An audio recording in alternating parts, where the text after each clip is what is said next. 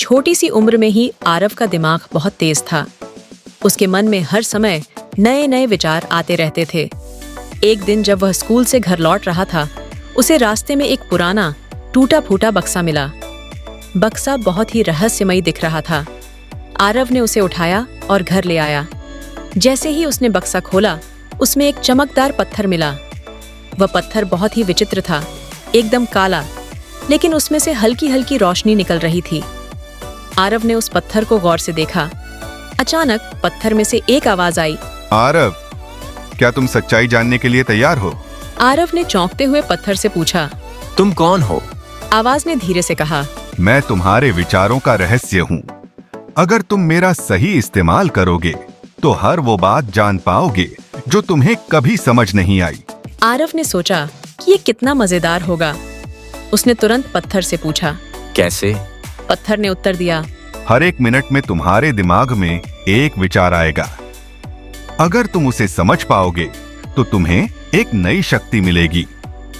लेकिन ध्यान रहे, अगर तुम असफल रहे तो तुम्हारे विचार तुम पर हावी हो जाएंगे।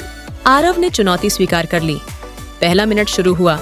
उसके दिमाग में एक सवाल आया, ज्ञान का सबसे बड़ा स्रोत क्या है? आरव ने कुछ सोचा और फिर उत्तर दिया, पुस्तकें। आवाज ने कहा, सही। अब तुम्हें पढ़ने की गहरी समझ मिलेगी। अगला मिनट शुरू हुआ। आरव के दिमाग में फिर से एक सवाल आया, सच्चा दोस्त कौन होता है? आरव ने जवाब दिया, जो कठिन समय में साथ देता है। आवाज ने उसे उसकी दोस्ती की कदर करने की शक्ति दी। लेकिन अब तीसरा मिनट आ रहा था और सवाल पहले से भी ज्यादा कठिन था।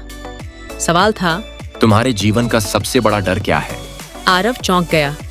उसने कभी इस बारे में सोचा ही नहीं था। उसने जवाब देने की कोशिश की, लेकिन उसका मन उलझन में था। अचानक आवाज गंभीर हो गई, अगर तुम इसे नहीं समझ पाओगे तो तुम्हारे सारे विचार बिखर जाएंगे।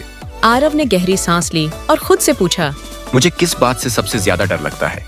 फिर उसे याद आया कि उसे असफलता से सबसे ज्यादा डर लगता है। उसने धीरे से कहा, मुझे असफलता का डर है। आवाज ने कहा, सही।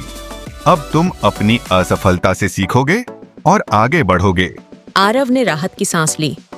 वह जानता था कि उसकी सोच की शक्ति अब पहले से कहीं अधिक मजबूत हो चुकी थी। हर सवाल के साथ वह और भी समझदार हो रहा था।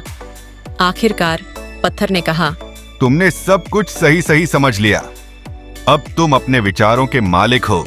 आरव ने पत्थर को वापस बक्से में रखा और सोचने लगा, शायद यही है सच्चा ज्ञान, अपने विचारों को समझना और उनसे सीखना।